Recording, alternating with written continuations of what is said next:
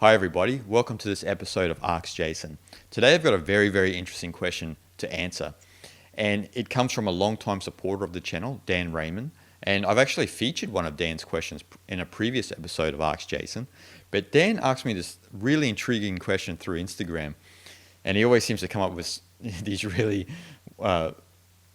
intriguing questions for me to ponder and for all of us to ponder and think about. And this one's fascinating actually to think about.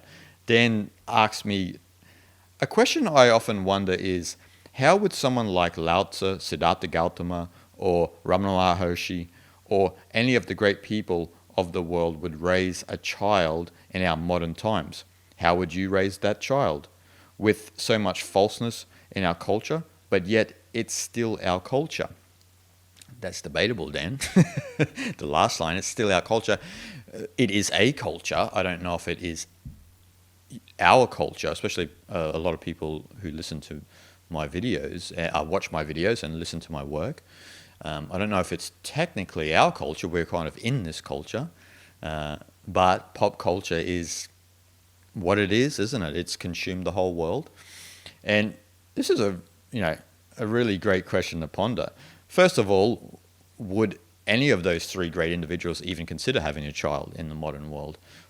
Probably not, especially when we look at Lao Tzu. Lao Tzu, he left society, right? So he left society, and he was often against the desires of the I, meaning, the desires of these artificial needs that we think we need, right? So that's what pop culture is built on. It's built on artificial needs. It's built on this idea that, we need to get that car, we need to have that house, we need to look a certain way to be accepted in this pop culture, in this culture, that we think is a culture. When I think of cultures, I think of a lot of the great Asian cultures, Hindu, Taoist, Buddhist,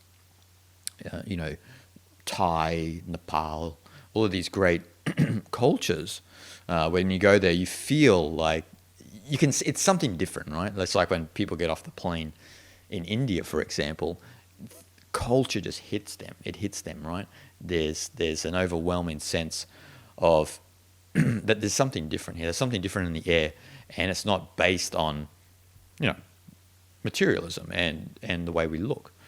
So it is debatable whether that is a culture, what we are experiencing at the moment, because Lao Tzu would just say that that's a culture built on the desires of the I and not the desires of the belly. And the desires of the belly are those desires which are very natural. So, hence belly. And so you feel your belly, be happy and merry, but you don't have too many desires and too many concerns and too many opinions about how life should be. Your life is so simple. It's a life of pure simplicity. And so anything, especially within Taoism, is often geared towards the simple way of life as opposed to complicating it. But as Dan says, we kind of are in this culture, this pop culture. If you're particularly if you're in the West, you're in this culture, and as Dan says, there's so much falseness in this culture. So it is difficult to raise a child, right? And I have a lot of friends who struggle with this process, with having children and trying to follow the spiritual path, but also raise a child in a way that they're sort of kept away from, or not really kept away, but know how to deal with this falseness within culture that is there and exists, and we don't talk about because the media don't have a vested interest in you exposing the falseness of culture, right? Because they're all intertwined, right? This corporate reality is based on you submitting to the desires of the I, you submitting to buying the next iPhone, the next laptop, when you already have a perfectly good one in your pocket. You know what I mean? So, which is kind of ridiculous when you think about it. That's kind of a new phenomenon, right? Where we're kind of updating our equipment every year, which is ridiculous. I've had a laptop for 10 years, So there's no reason why we need to keep updating things. Like it's kind of pointless, really. So in saying all that, what would those three specifically do? Well, Lao Tzu would say you would have to... Well, Lao Tzu, Buddha, and Ramana would all say that you would have to raise the child in some sort of intelligent manner. Now, what that is, I can only speculate, and I will kind of, because based on their philosophy, I can kind of get a gauge of what they would do, and that would be to kind of ground them from a young age in spiritual teachings. Now, not in a dogmatic way, not in a you should go to church and all of this sort of stuff. You don't want to do this, or you should go to the monastery, and not these sorts of things. I mean, get them familiar with where your headspace is. It's kind of like what Jordan Peterson said in his book, where you do want your children to like you, right? So, and we all like our parents naturally, yeah. But a lot of people, when they get older, they do, unfortunately, not resonate with their parents, very deeply. There's a lot of cases like this. There is actual research out there that suggests that people have more affection for their friends than their family, and that's kind of, I guess, an evolution of how culture is developing, or pop culture, and that's not so much the case in a lot of Eastern places where the family's still very tight, but nevertheless, that goes for most of the world. And so you want to get them familiar with the teachings that you're interested in, you know what I mean? So not in a dogmatic way, like I said, there's a good way to go about this. And actually get them used to meditation, get them used to observing their mind and understanding that reality out there, though they're a child and they're sort of engaged in all that there is a reality within themselves. You and I, all of us listening to this right now, would have loved if our parents at around 6 or 7 said that, well, what is the nature of this mind? I know it's a strange question to ask a child, because we don't really, in some sense, don't really care about that sort of thing, but getting them thinking about that at a young age and observing that state is a really good thing to do. And why I say that is because I have a bit of experience with that, because I spent a lot of time in Varanasi a long time ago, close to Jiddu Krishnamurti's foundation and his school on the Ganga there. And I saw the effect that teaching young children from a young age about this deeper content, the effect it has on them when they become teenagers and adults. And I can tell you what, some of the children I saw there, some of the teenagers actually I saw there, who had been in the school for a long period of time, were at such a different level of consciousness than a lot of teenagers around the world. And that's due to being exposed to a lot of deep knowledge at a young age. I was inspired actually by that experience, and I bought a couple of Jiddu's books for very young children, though granted, it's probably a bit too intelligent for a lot of adults, but I sent it to my sister, because she had a daughter, and I don't think that she ever gave those books to my niece, but nevertheless, the intention was there. But that's kind of like that experience for me, that really showed that, wow, this is what we can be from a very young age. And also, I've seen examples of this also in Auroville, in a community in southern India, which is based on kind of universal consciousness and all of these things, right? So there is that place as well in India where I've seen firsthand the effect of teaching children from a young age about deeper principles and deeper aspects of life. Because if you look at Auroville is based on a vision of Sri Aurobindo, one of the great teachers of the 20th century, and one of his visions was a place of unity and no one religion dictating the community. It's all based on that there is one universal state of consciousness, and however way you want to relate to that, so forth and so on. I mean, I can get further into that, but it doesn't really relate to what we're talking about. But the effect of what that sort of education has on children, it's immense, and I've seen it firsthand. But we don't get that education, especially in the West, and that is, in some sense, maybe why pop culture does develop the way it does, because I was like anyone else. Like as a child and a teenager, you're just going through life without any sort of navigation, no compass, right? You have no compass. You're just sort of going through life, and you're doing your best. And then when you're an adult, you still do your best, right? So most of us are in that situation. But again, if you have a certain, like especially a spiritual compass from a young age, and you have a grander understanding of what life is, then that'll allow you to flower or blossom, more quickly, as opposed to, most of us find spirituality and find a greater perspective of life when we become adults, and usually, further down the track. A lot of people, older people, actually discover this, like over 50. If you're watching this under 50, it's pretty much a miracle that you've come out of pop culture and you are who you are right now. So that's a miracle in and of itself. So that would be one thing that probably all three of them would do, would be steep them in knowledge, but not in a dogmatic way. Like, you still have to allow a child to be a child, right? You need them to play and just, be mischievous, all these things, go with their friends and this and that. They will. One of the problems that my friends have with parenting their children is that they do these things, but their friends and the parents of those friends are not on the same page. So there is this big, the child would go over stay over their friend's house, and they have iPads and phones and all of this stuff, unnecessary noise, and then they get attracted to that, right? So they ask mum and dad why, and they probably can't understand why their mum and dad is strange, but they will respect that later on in life. That's what you need to remember as a parent.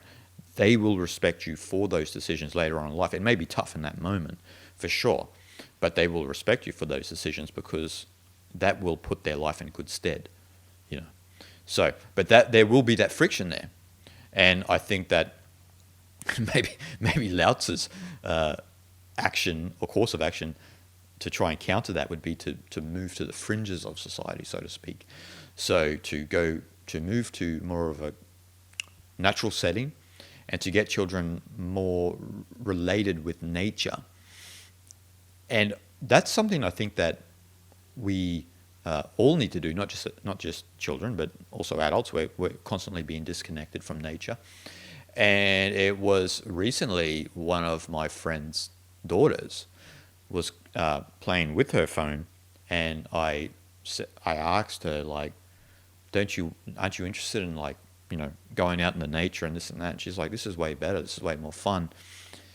For me, it breaks my heart because, like, I grew up in nature, and I know the effect and the great memories I have from playing with my friends in nature, climbing the trees, swimming in the rivers, and so forth and so on. I wasn't locked into like a phone, a digital reality, which unfortunately children are these days. So I would say that Lao Tzu would also say to go to the fringes. But we can't all do that, right? I mean, like, that's a utopian idea for a lot of us, but it might be some of our reality. Some of us may live in nature and this and that. But, some of us may live in nature, but their children are way too connected to the internet. So that there can be that drama as well. So Lao Tzu, Ramana, and Buddha would say to refrain from a lot of the desires of the eye. That would be their best course of advice. So if you are a parent, you don't even consider getting them a phone or an iPad or any of that. That's all out the window, because that locks them into a reality which isn't really there. First of all, it's an artificial reality. And it doesn't, in some sense, evoke their natural spontaneity and creativity that they already have within their bones, right? They don't need iPads and so forth and so on to evoke that, So, and a lot of parents will argue with that and say, oh, but, I need some time and spare time and this and that. But we've had parents forever that haven't had phones and iPads and these things, right? So my mum never had that, and she allowed me to, play in nature and all of that, all of the above. Even though, you know, computer games and that started to come in when I was young, but we hardly played it because we were more so outside playing football or basketball or swimming in the creek and jumping off train bridges, all these things that you probably shouldn't do. But we were doing that. We were doing that, which created a very memorable childhood for myself. And so I'm not sure if a young child now clinging to the phone, what sort of memory they will have of their childhood, if that is the main, the main reality they live in their childhood. Do you understand what I mean? Like that, because it's a bit strange, right? Like, because their memory is going to be of games they played on the phone, shows they watched on the phone. It's all going to be connected to the phone. And so this is one of the dangers of the next generation, and why teachers such as Sadhguru said, we're living in a generation now where the younger generation is actually less intelligent than the older generation. Because usually, as we progress and as we evolve, usually the younger generation is way more intelligent. But we're developing a younger generation that is more connected to sort of this artificial reality and just consuming digital noise without, kind of nourishing that creativity and that intrinsic spontaneity that we all have from birth, and that we never get rid of. Actually, it just gets covered over. So the best course of advice from these three, if you are considering having children, would be to ground them in some sort of spiritual teaching, especially like, give them a copy of the Tao Te Ching at a very young age, or Be As You Are by Ramana Maharshi, or give them a copy of the Dhammapada from a young age, and kind of invest in their intelligence and their spirituality. Explain to them certain things about reality, about how there's one consciousness, about how there is this irreducible essence that animates life, and you are an aspect of that. Don't go fully into the the full deep. Don't go to the Avadut style, but explain to them certain principles and understandings of the universe that we weren't fortunate enough to have from when we were young. So, and also keep them away from a lot of the external desires of the eye, the artificial needs. They need to cultivate themselves, you know what I mean? So they don't need so much external stimuli encroaching on their inner world. None of us do, right? Children don't need it, adults don't need it. That leads to a muddled mind that cannot see the world clearly. It's not tranquil. So the best course of advice that they would say is trying to teach your child to have an equanimous mind, to be extremely calm from a young age, which will definitely benefit them into old age, no matter whether they become a sage or they go into business, right? If they go into business, having a calm mind, being tranquil and being not emotional, and being able to work effectively with each and every situation is a skill that's hard to master for all of us, because we've all been brought up in a world where you're supposed to be attracted to noise and distractions, right? So we got to definitely get away from that. So that would be what Lao Tzu, Buddha, and Ramana Maharshi would advise if they would have children, right? I mean, in this modern day. So it's just a matter of, obviously, it's your own choice. If you have a desire to have children, then that's great, But if you don't, that's also great. So if you are considering that, then maybe thinking along their lines may be the best course of action for raising a child. But that's up to each and every one of us, you know what I mean? Like, as parents, we all need we all have the responsibility to nurture and nourish and raise wonderful individuals that will make the world a better place in the next generation. So that's the responsibility we all have. you know, if anything I'm doing on this channel, it's hopefully fostering that as well, nourishing better people, creating better people, making hopefully a more peaceful world, and a world that's more intelligent and more able to see reality as it truly is. So that's all I got to say about that. It's a great question, Dan. Thanks for that question. I really enjoy it. Geez, we could talk about this forever, right? There's a lot to unpack with that one. Yes. Everyone listening to this channel is probably doing their best trying to not be infected by the falseness of modern culture, right? So hopefully we can keep our children away from that as well. So I hope you all enjoyed this episode of Ask Jason. Make sure, I noticed that only 90% of people are not subscribed to my channel who view my videos. So I hope you all like, subscribe, and share my content. It's very important if you want my work to reach a wider audience. A lot of people ask me, why doesn't your work reach a wider audience? Well, you need to like, subscribe, share. That's how it works. And with your help, it can reach a wider audience if you value my work. If you don't, that's okay. So, hopefully you can do that. And make sure you turn on all the bell notifications, because a lot of my subscribers are not looking at all of my content. So make sure you turn on all bell notifications so you don't miss a video. And also, if you're inspired by my work, please consider heading on over and becoming a patron of my Patreon channel, or looking in the link in the description. I also have donations through PayPal and this and that. If you are inspired by my work, this is what I enjoy to do. I love to talk about Eastern philosophy and share this content and the teachings with you. This is basically what I do. This is my job. So, but I don't consider it as a job, if you know what I mean. It's what I love. So I love sharing with you guys. And yeah, I hope you enjoyed this one today. It was a bit of a fun one to get into. And thanks for that, Dan.